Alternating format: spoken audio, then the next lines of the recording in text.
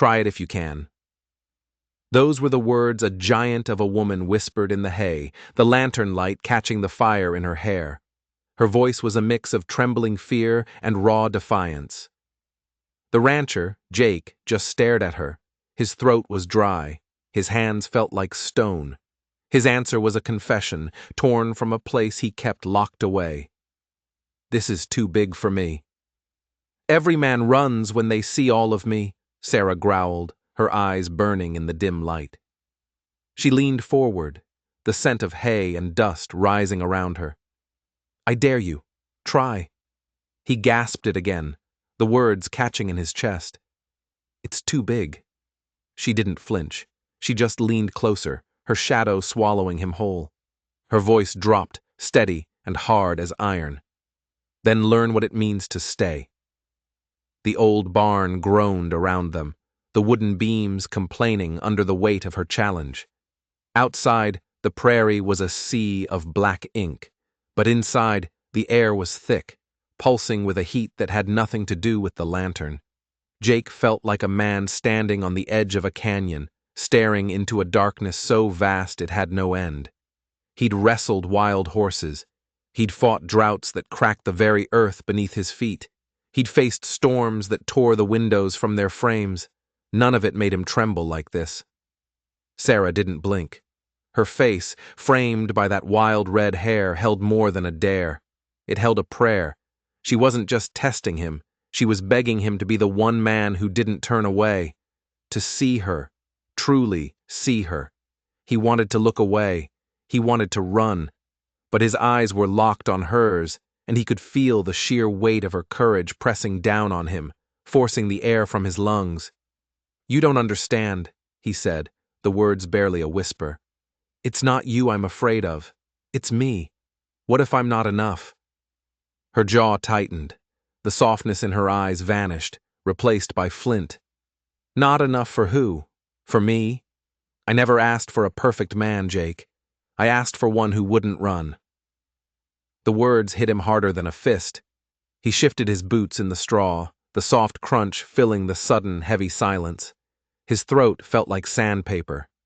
He reached for the tin jug on the post, poured a little water into his palm, and splashed it on his face. The cold was a shock, but it did nothing to cool the fire her words had lit inside him. Sarah leaned back, the hay rustling behind her. Her voice was lower now, laced with a familiar ancient pain. "Every man who came before you, they wanted me to shrink, to fold myself up into something smaller, something that wouldn't make them feel so small. They wanted me to bend." Her eyes found his in the flickering light. "But I don't bend anymore, Jake. If that's what you want, then go. Leave me here in the dark." He looked toward the barn doors, where the wind had nudged a crack open. A thin blade of moonlight cut across the dusty floor. He thought of the long, silent winters on this ranch. He thought of the silence that filled his small cabin like smoke, choking him day after day. He thought of the graves on the hill, his father, his brother. He thought of how loss had carved him down to nothing but bone and restlessness. He had spent years just surviving. He couldn't remember the last time he'd felt alive. And then he looked at Sarah. Really looked at her. A fire burning so bright in the dark, a fire everyone else had been too afraid to even get close to. He took a step closer. The floorboards creaked. "You're right," he said, his voice rough. "I don't want small. I don't want silence. I don't want safe." He took another step. "I just don't know if I have the strength to carry a love this big." For the first time that night, her eyes softened. A crack appeared in her armor. "Then don't carry it," she whispered. "Share it." The lantern flame danced. The barn smelled of earth and animals and sweat. Somewhere in the shadows, a mouse scurried across a beam. But in that small circle of light, the world had shrunk down to just the two of them. Jake lowered himself to the hay beside her. He moved carefully, as if one wrong move might shatter the spell. His scarred hands, calloused from a lifetime of hard labor, rested on his knees. He stared at them for a long moment, then slowly, hesitantly, he lifted one toward her. May I? He asked. Sarah's lips parted, surprised by his gentleness. She gave a single, almost imperceptible nod. His hand found hers. It was warm, steady, real. Her fingers closed around his, and it felt like she'd been waiting her whole life for something solid that wouldn't slip through her grasp. The silence returned, but this time it wasn't empty. It was full of everything they were too scared to say out loud. Then, so quiet he almost missed it, Sarah whispered, "Jake, don't make me beg to be chosen." He looked at her then. He saw the strength in her shoulders that was built on a foundation of heartbreak. He saw the deep sadness tucked into the corners of her defiant eyes. "You don't have to beg," he said. His voice shook, but the words were solid as rock. "Not tonight. Not ever." Her breath hitched. For the first time, she was the one who looked away, blinking fast against the sudden sting of tears. She wasn't used to hearing words like that, not spoken to her, not with that kind of weight behind them. He tilted his head, trying to catch her gaze. "You think you're too big for me," he said softly. "But Sarah, maybe I've been too small for you this whole time." The truth of it landed between them like a clap of thunder. But before either of them could say another word, a sound cut through the prairie night.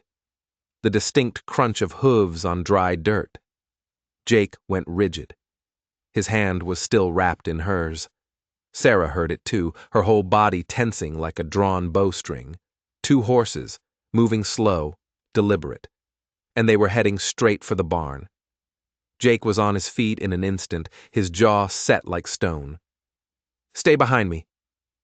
But Sarah rose with him, towering at his side, her fear burned away by a sudden surge of adrenaline. "I won't hide," she said. The barn doors groaned open wider, pushed by unseen hands. Two figures appeared, dark silhouettes against the pale moonlight. One man wore a fine, tailored coat that looked out of place on the prairie. The other wore a broad-brimmed hat, pulled down low to hide his face. Their horses stopped just outside the doorway. The man in the coat smiled, a cold, empty thing that didn't reach his eyes. "Evenin'," he said, his voice smooth as oil. "We're looking for a woman. Big girl, hard to miss." His eyes slid over to Sarah, and he looked at her the way a man measures cattle for slaughter. "Goes by the name Sarah," he continued, pulling a folded piece of paper from his coat pocket. "Belongs to a contract I carry." Jake stepped forward, his body blocking the entrance. "There are no contracts here," he said, his voice low and dangerous. "Only people." The man's smile thinned into a sneer. "That's not what this paper says." "Papers burn," Jake shot back. "People don't."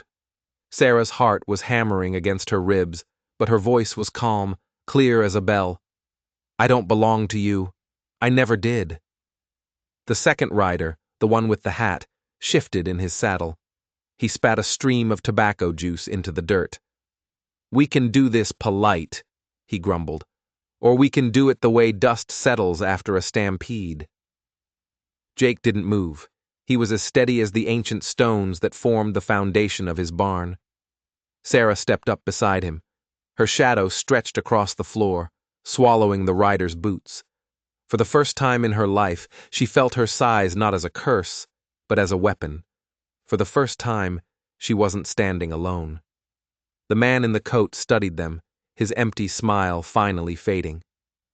The night went dead silent, except for the soft creak of saddle leather. Then he leaned forward, his voice dropping to a cold whisper. "We'll be back, with the sheriff, and with the man who paid for her." The riders wheeled their horses around, kicking up dust that hung in the moonlight like smoke. And then, as slowly and deliberately as they arrived, they vanished back into the darkness. Jake finally let out the breath he'd been holding. The weight of what was coming settled on his chest, heavy as a tombstone. "They'll bring the law with them," he muttered. Sarah looked at him, her eyes fierce in the lantern light. "Then we'll bring the truth." The lantern flame guttered, casting long, dancing shadows on the walls. Jake met her gaze, and he felt something inside him that had been frozen for years finally crack and give way. Whatever storm was coming, he knew one thing for certain. He would rather stand here with her and lose everything than turn away and go back to living small. He reached out and gently touched a strand of her fiery hair. "Stay with me," he whispered. Her hand covered his, firm, steady. "I already chose to." The barn doors rattled in the rising wind. Somewhere far off, a low rumble of thunder answered. In that small, fragile circle of light, two broken souls had just made a vow without speaking a single word of it aloud. And dawn was coming fast. The night stretched on, quiet and tense. But Jake knew that silence was often more dangerous than noise. Trouble was like a prairie storm. You could smell the ozone on the wind long before the first drop of rain fell. He sat with his back against the barn door, listening to the crickets, the distant howl of a coyote, and the soft, steady rhythm of Sarah's breathing beside him. Every sound seemed amplified, as if the land itself was holding its breath. Sarah shifted in the hay. "You think they'll be back before morning?" Jake rubbed a hand across his jaw, the stubble scratching like dry weeds. "Men like that don't make idle threats. They'll be back, and they'll have someone with a badge and a piece of paper, thinking that's all it takes." "A piece of paper can't tell my story," Sarah said, her voice low. Jake turned to look at her. The lantern light traced the proud line of her jaw, the defiance in her eyes. "Then tell me," he said. "Tell me what those papers don't know." She hesitated for a beat, then took a deep breath, pulling the story up from a place she kept buried. "I was promised," she began. "Not to a man who loved me, to a man who thought he could hide me. His family was ashamed of my size, my voice, my hunger to live a life bigger than the tiny boxes they tried to put me in. So he paid a broker, a man in a fine coat, paid him to take me west, to match me with some desperate rancher who wouldn't ask too many questions." Her fists clenched in her lap. "That's who those men work for. To them, I'm not a person. I'm a debt to be collected. A problem to be solved." Her voice cracked, just for a second. "They never once asked me what I wanted." Jake listened, and every word was like a chisel, carving away at the man he used to be. He thought of the graves on the hill, of the debts in his own ledger, of the lonely nights he'd spent convincing himself that this small, quiet life was all he was meant for. He understood what it felt like to be treated like a burden. "Sarah," he said softly, "you're not a problem, not here, not while I'm still breathing." Her eyes glistened, and she looked away, as if she couldn't bear to let him see her hope. Her voice dropped to a whisper. "Every man before you wanted me smaller." He reached out, his rough hand covering hers. "I'm asking you not to be." The words felt strange and powerful on his tongue. "I don't want small. I want real, even if it scares me half to death." Her lips trembled, forming something between a smile and a sob. She squeezed his hand so tight it ached, but he welcomed the pain. It was a reminder that he was here, that he was alive. Before she could answer, the ground outside gave a faint shudder. Hoofbeats again, but heavier this time. The rattle of wagon wheels. Jake's stomach plummeted. In the distance, a lantern light bounced and swayed, a lone firefly against the dark horizon. "They didn't wait till morning," he muttered. Sarah rose to her feet, her powerful frame filling the barn doorway. Her voice was steady. "Let them come." The wagon rolled into view, pulled by two heavy draft horses. 3 mounted men rode behind it. One of them held a lantern high, and its light flashed off the silver star pinned to his chest. The sheriff, the man in the fine coat, Hollis was perched on the wagon seat, holding his papers like a weapon. He looked smug, triumphant. The sheriff dismounted first. He was a broad-shouldered man, older, with weary eyes that looked like they'd seen too much, and decided to care about too little. He dusted off his coat and glanced at Jake. "Evening, Ward. Got a matter of law to settle." Jake stepped forward. "Evening, Sheriff. Law or not, no one here belongs to you." Hollis unfolded the contract with a theatrical flourish. "According to this, she does. Signed and sealed. A gentleman of means back east paid for her passage, paid for her placement. This rancher has no legal claim." But Sarah's voice cut through the air like a knife. "Then let your gentleman come here and say it to my face. Let him look me in the eye and tell me I'm a purchase." The sheriff frowned, looking uncomfortable. "Miss, I don't make the laws. I just enforce 'em." Jake stepped closer to the lawman, his eyes blazing. "You enforce coin, Sheriff, not justice. Since when does this county value paper more than a person?" The sheriff shifted on his feet, but Hollis leaned forward, his voice slick and sweet as poison. "Don't make this difficult, rancher. Hand her over and no one gets hurt. Think about your debts, Ward. Your land. One wrong move, and this whole place could crumble right out from under you."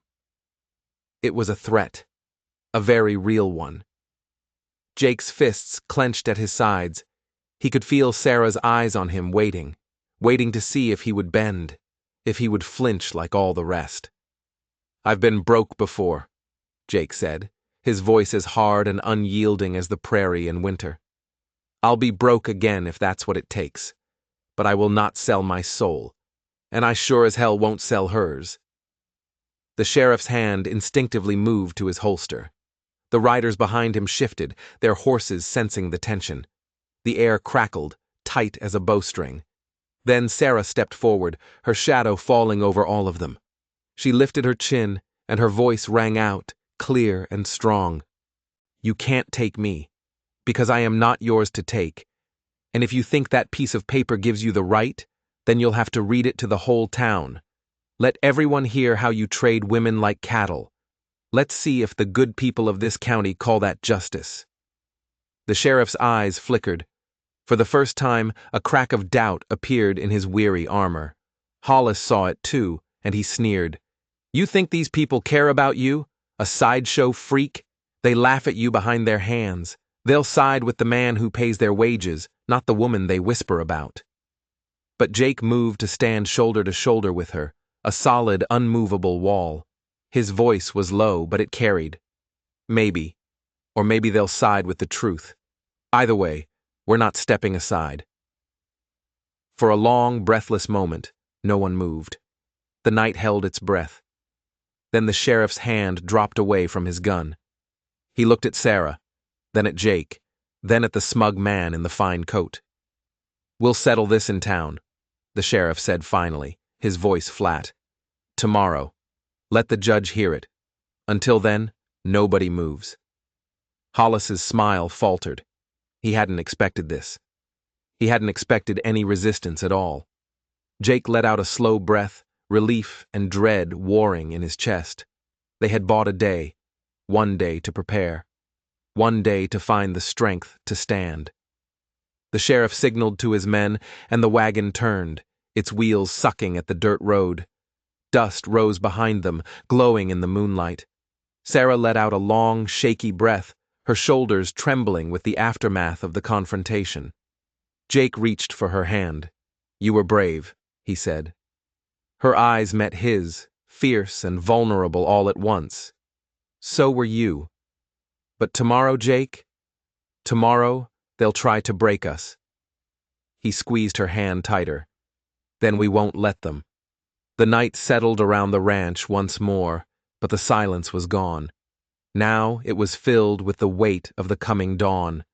Tomorrow wasn't just a trial in some dusty courtroom. It was a test of everything they had dared to feel in the dark of the barn. And the sun was rising. Morning came slow and heavy, like the beat of a drum before a battle. The sky was bruised purple and gold. Jake hitched his team before the sun was fully up, his hands rough and restless on the leather straps. He didn't say much, but Sarah could see the storm in his eyes. She walked beside him, her presence a silent, steady anchor. "You don't have to do this," Jake muttered, cinching a buckle so tight the leather groaned. Sarah put a hand on his arm. "Yes, I do. If I run now, I'll be running for the rest of my life. And I'm tired of running."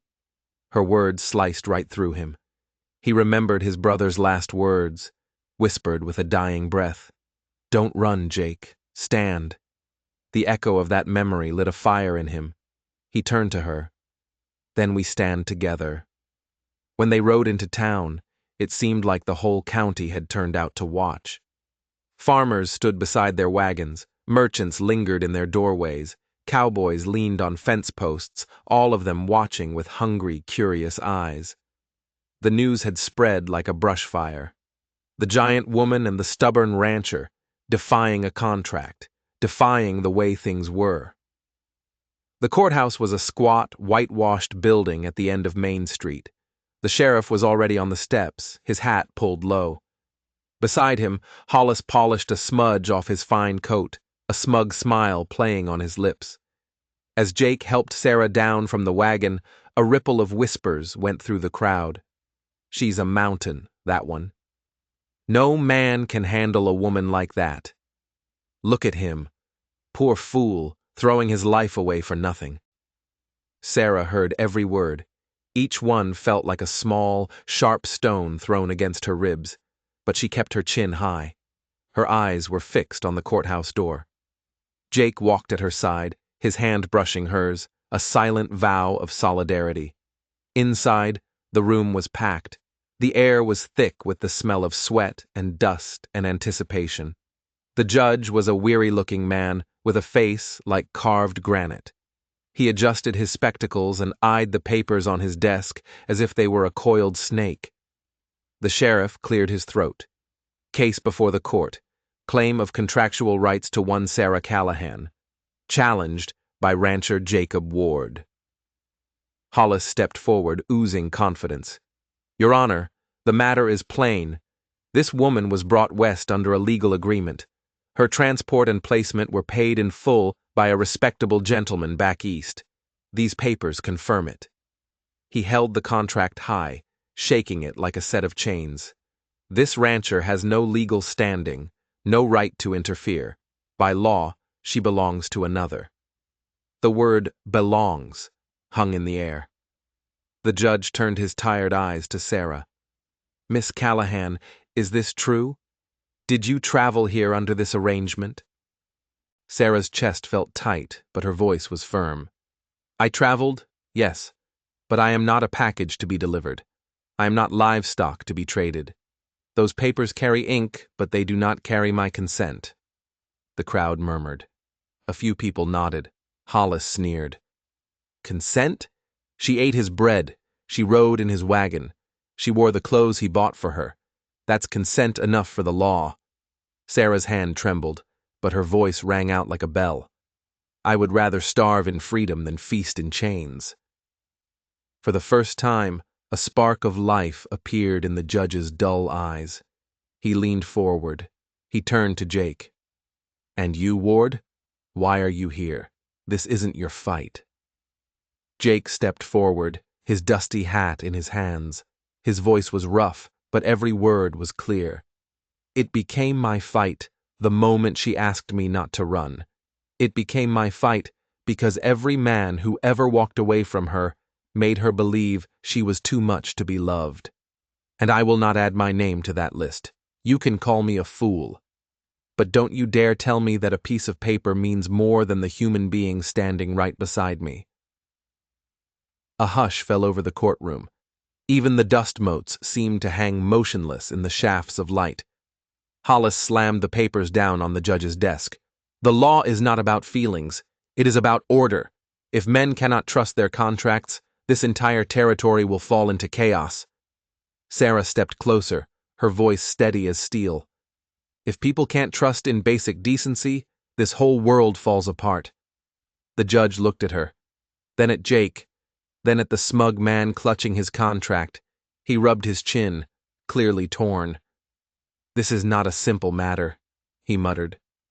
But from the back of the room, a new voice cut through the tension. An old man rose to his feet. It was Eli, the creekside trapper, a man who'd lived in these parts longer than the law itself. "Judge," Eli called out, his voice raspy but strong. "You know as well as I do, this territory was built by folks who stood up when they were told to bow down. If we start letting men trade people on paper, then we're no better than the tyrants we all came west to escape." The murmurs in the crowd grew louder, sharper. A young ranch hand whispered, "He's right." Hollis's face turned red. "This is nonsense. If this court sides with a woman's whims over a legal document—" "It's not worthless," Jake cut in, facing him squarely. "It's just no longer an excuse for cruelty." The judge banged his gavel. The sharp crack echoed off the wooden walls. "Enough! This court will recess. I need to consider this." He looked directly at Sarah, and for a fleeting moment there was something like compassion in his eyes. "Miss Callahan, you will not be removed from this town today." The words were small, but they landed like a cannonball. The room erupted in chatter. The man in the coat snatched his papers from the desk and stormed out, his boots striking the floorboards like angry hammer blows. Sarah's knees felt weak. Jake caught her arm, steadying her. "It's not over," he whispered. "I know," she said, her voice trembling, but her eyes were glowing with a fire he'd never seen before. "But it's the first time in my life anyone has ever said I could stay." They walked out into the harsh sunlight. The crowd parted for them like the Red Sea. Some stared with awe, others with disdain, but for the first time, Sarah didn't drop her gaze. She walked taller, her head held high. As they climbed back into the wagon, Jake leaned closer. "Whatever happens next," he said, "I'm glad you dared me." Sarah looked at him, tears welling in her eyes, but her smile was fierce and true. "And I'm glad you stayed." The wagon wheels creaked as the horses pulled them away from the town, away from the courthouse. Ahead of them stretched a long, uncertain road, but for the first time, neither of them was walking it alone. And somewhere in the distance, thunder rumbled again, a low promise that the storm was far from over. The sky tore open that night. Rain fell in solid, angry sheets, hammering on the tin roof of Jake's barn until it sounded like 1,000 war drums. Lightning split the horizon, branding the darkness with jagged streaks of white fire. Inside, huddled in the small circle of lantern light, Jake and Sarah could barely hear each other over the roar of the storm. His jaw was tight, his shoulders squared as if he were bracing for a physical blow. "They'll be back," Sarah said, her voice somehow steady above the din. "I know," Jake answered. His hands were restless. "A man like Hollis doesn't accept losing. He'll find another way, a way that doesn't involve a judge." Sarah stepped closer. Her hair was damp from the rain that seeped through the cracks in the old wood. The lantern light cast her shadow on the wall behind her, a towering, legendary figure, but her voice was soft. "Then we'll be ready." Jake looked at her, and he saw not just her size, but the immense strength of her spirit. She wasn't asking him to protect her. She was telling him they would fight together. He nodded. "We will." They didn't sleep. They sat in the dark, listening for the sound of hoofbeats hidden beneath the thunderclaps. By dawn, the rain had softened to a drizzle. A thick, soupy mist clung to the ground. Jake saddled his horse at first light. "Where are you going?" Sarah asked from the barn doorway. "To get Eli," he said. "He knows the law, but he also knows men like Hollis. If they're coming back, I want him here when they do." She nodded. "Be careful, Jake." He gave her a long look, a look that said more than words ever could, and then he rode off into the gray mist. The hours crawled by. Sarah tried to keep busy, mending tack, feeding the animals, anything to keep the gnawing fear at bay. Every creak of the barn, every caw of a crow, sent her heart racing. Around midday, her fear became a reality. A wagon emerged from the mist, its wheels churning through the thick mud. 3 riders followed. It wasn't the sheriff this time. It was Hollis, looking smugger than ever, and 2 men whose eyes were cold and empty. They weren't here to talk about the law. They were here to take what they believed was theirs. Sarah's heart thundered, but she stood her ground in the barn doorway as they pulled to a stop. Hollis's smile was thin and sharp as a razor. "Miss Callahan," he called out, "it seems the judge is taking too long to decide a simple matter, so I've come to settle it myself." "You'll find nothing simple here," Sarah answered, her voice carrying across the muddy yard. He chuckled, a dry, humorless sound. "Everything is simple when Coin decides it. Now step into the wagon. No need to make this any harder than it has to be." "I don't belong to you," she said, her voice firm. "Not yesterday, not today, not ever." His eyes darkened. With a flick of his hand, one of the riders dismounted and started walking toward her. Sarah tensed. Her fists curled at her sides. For years, she had been afraid of her own size, of her own strength. Not anymore. The rider reached for her arm, but Sarah took a step back, and her voice rang out like a clap of thunder. "You touch me, and you will regret it for the rest of your short life." The man hesitated. That hesitation was all it took. Hoofbeats thundered down the road. Jake burst from the mist, Eli riding hard right beside him, an old rifle resting across his saddle. Jake was off his horse before it even stopped, mud splattering his boots. His eyes were blazing. "Step away from her," he barked. The rider froze. Hollis lifted his chin defiantly. "You have no authority here, Ward. This is a private matter." Eli dismounted slowly, deliberately, like a man who never rushed into a fight but always finished it. He unslung the rifle and leaned on it, casual as could be. "Funny," he drawled. "I was always taught that when a woman says no, the matter's settled. But I suppose that's old-fashioned thinkin'." Hollis's smug confidence finally began to crack. His eyes darted between Jake, the armed trapper, and the defiant woman in the doorway, calculating his odds. Jake stepped forward, his voice low and sharp as broken glass. "You came here with hired guns to take her by force. That's not law, Hollis. That's theft, and you're doing it on my land." Hollis sneered, but his voice had lost its edge. "You think the town will side with you? With her? They call her a monster, Ward. They whisper behind her back." Before Jake could answer, Sarah's voice rose, powerful and clear. "Let them whisper. Let them call me whatever they want. I am done folding myself into shapes that make small men comfortable. If being too much for them means I finally get to be myself, then so be it." Her words hit the air like a lightning strike. The 2 riders shifted uneasily in their saddles. Jake's chest swelled with a fierce, protective pride. He moved to stand directly at Sarah's side, their shoulders touching, their shadows merging into one. "If you want her," he said, his voice deadly calm, "you'll have to come through me." The silence that followed was broken only by the drip of rain from the barn's eaves. Hollis's face twisted with rage. But his men wouldn't move. They weren't willing to be the first to die for his contract. Eli lifted his rifle just an inch. "Best ride on out of here while you still can." Hollis spat into the mud. He yanked the reins of his horse, his face a mask of disgust. "This isn't over. The law will crush you both." He turned his wagon and lurched away, his riders following like dogs with their tails between their legs. When they were gone, Sarah's legs finally gave out. Jake caught her before she could fall. "They'll be back," she whispered. "I know," Jake said, holding her steady. His voice softened. "But so will we." Her eyes filled with tears, but she didn't try to hide them this time. "Why are you doing this, Jake? You could lose everything." He looked at her, his eyes burning with a truth that was as real and solid as the ground beneath their feet. Because I've already lost too much by walking away from the things that mattered.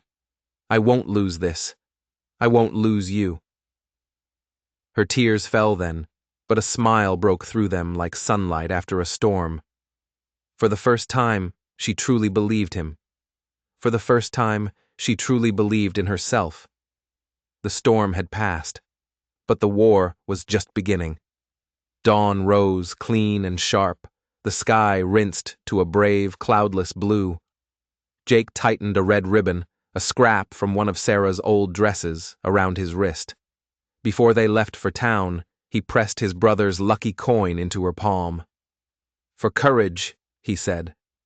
"For truth," she answered. The town was already waiting. This time the faces in the crowd were different. There was less curiosity and more anger.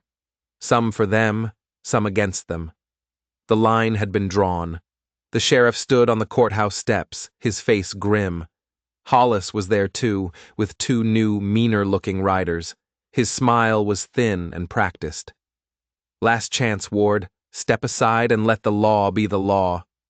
Sarah looked at him, her gaze steady. "If your law needs me to be small, it isn't law. It's just fear wearing a paper mask."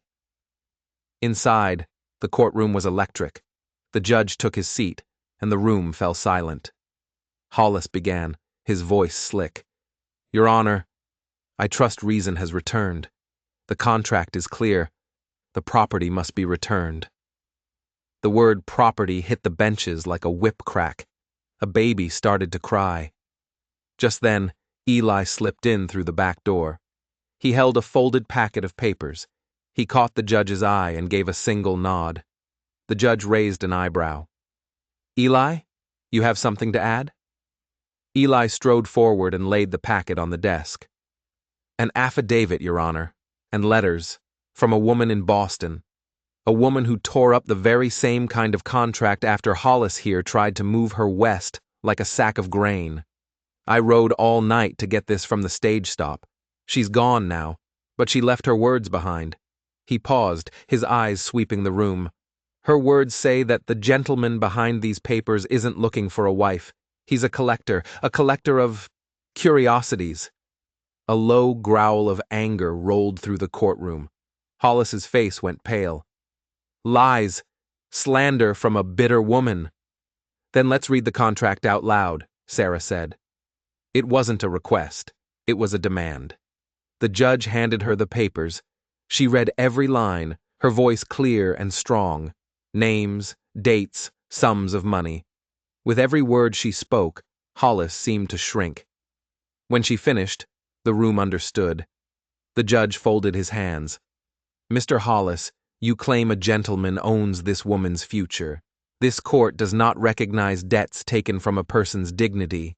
I ask you now, produce this gentleman. If he lays claim to a living soul, let him do it here, in the light of day." Hollis stammered. He ain't here." "Is he real?" the judge pressed. Hollis's eyes darted to the floor. "He pays," he muttered. "And there it is," Eli said quietly. "Coin without a face, a chain without a smith." The judge leaned back, his voice suddenly powerful. "This territory was carved out by people who said no to chains. If we let paper be a rope, we disgrace the very graves our towns are built on." He turned to Sarah. "Miss Callahan, do you wish to remain here, of your own free will?" Sarah clutched the lucky coin in her fist. She looked at Jake, at the red ribbon on his wrist, at the fear and the courage warring in his eyes. Then she looked at the faces in the crowd, and she saw that their scorn had been replaced by something else. Respect.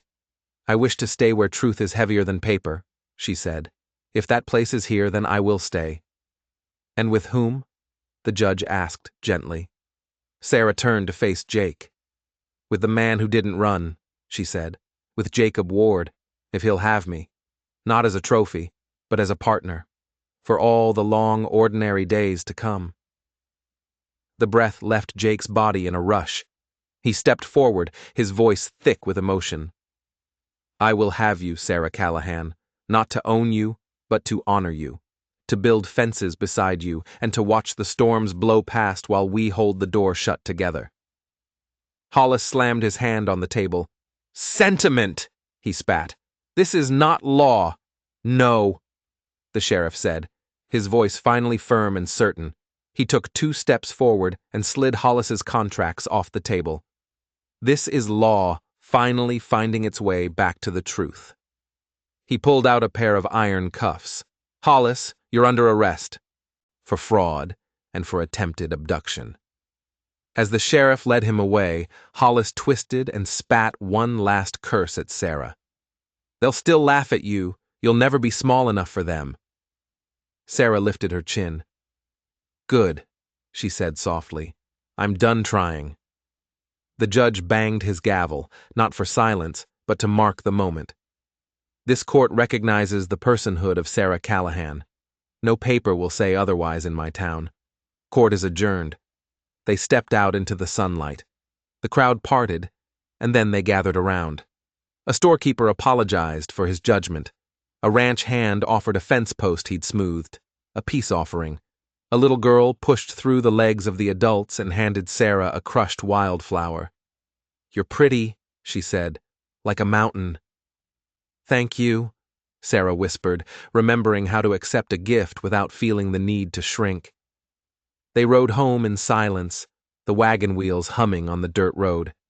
At the ridge overlooking his land, Jake pulled the team to a stop. I don't have fancy words, Sarah, he said, his hands shaking slightly. But what I have, I'll give you. What I don't have, I'll learn. If you'll stay. She smiled, a real, brilliant smile that lit up her whole face. I'm not staying, Jake. I'm building. With you. That's different. He laughed, a rough, honest sound of pure relief. They traded back their tokens. He retied the ribbon. She took back the coin. We keep both, he said. To remind us. Of what? She asked. That we were scared, he said. And we did it anyway. That evening as the sun set, they stood in the barn where it all began. The lantern cast a warm, golden circle on the straw. Sarah took Jake's hands in hers. Tell me again, she whispered. He swallowed, the words coming easy now.